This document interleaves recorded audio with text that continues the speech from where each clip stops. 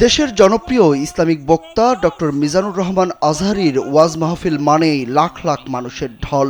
কয়েক কিলোমিটার পর্যন্ত ছিল লোকের লোকারণ্য। সমসাময়িক বিষয়গুলো নিয়ে ওয়াজ মাহফিলে আলোচনা করায় তরুণ থেকে বৃদ্ধ সকলেই ভক্ত ডক্টর আজহারীর। শনিবার পটুয়াখালীর কেন্দ্রীয় শহীদ মিনার মাঠে আয়োজিত মাহফিলে প্রধান অতিথির বক্তব্যে ডক্টর মিজানুর রহমান আজহারী অনেক বিষয় নিয়েই কথা বলেছেন। তার মধ্যে একটি আওয়ামী লীগের দুঃশাসন।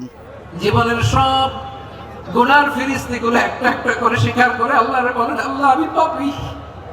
ক্ষমতা ছেড়ে পালানো আওয়ামী লীগ সরকারকে ইঙ্গিত করে জনপ্রিয় এই ইসলামিক স্কলার বলেন, পূর্বে আওয়ামী লীগের মতের বিরুদ্ধে গেলেই যে কাউকে রাজাকার উপাধি দিয়ে দেওয়া হতো।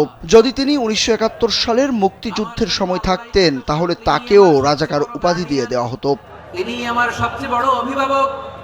জিব্রাইলের সাহায্যে অফারকে ফিরিয়ে দিলেন। দুনিয়ার বুকে কারো কাছে কিছু বলেন নাই, মুখ ফুটে বলেছেন হাসবুনাল্লাহ। আজহারী বলেন, 71 যদি দেখতাম এতদিনে রাজাকার হয়ে যেতাম। আল্লাহ আমাদের বাঁচিয়ে দিয়েছেন, এটা আল্লাহর মেহেরবানি।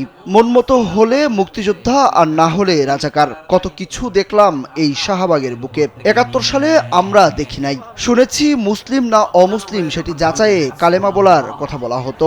আল্লাহ তুমি আমার জন্য যথেষ্ট, নি'মাল ওয়াকিল, তুমি আমার শ্রেষ্ঠ অভিভাবক। তখন তার কি দরকার না দরকার এটা ডিল করে স্বয়ং আল্লাহ। তরুণদের উদ্দেশ্য করে মাওলানা আজহারী আরো বলেন, আমি যেখানেই যাই জেনজি আমাকে ছাড়ে না। এরাই আগামীর বাংলাদেশ, এদের হাতেই নিরাপদ আমার লাল সবুজের পতাকা এবং দেশের প্রতিটি ইঞ্চি মাটি। তবে দেশের সার্বভৌমত্ব রক্ষায় তাদের সজাগ ও সাবধান থাকতে হবে। জ্বালিয়ে পুড়িয়ে সারখার করে দিবি, কিন্তু ক্ষণিকের জন্য আমি তোর জ্বালিয়ে দেওয়ার ক্ষমতাটাকে কেড়ে নিলাম।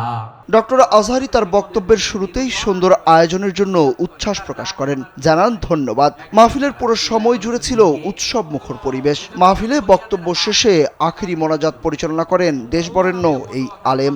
ফরিয়াদের দুটো হাত আমরা কার দিকে তুলবো? এবং খেয়াল রাখতে হবে মাথার সাথে সেট করে দিতে হবে, আল্লাহ ছাড়া। সুরুজ আহমেদ, কালবেলা।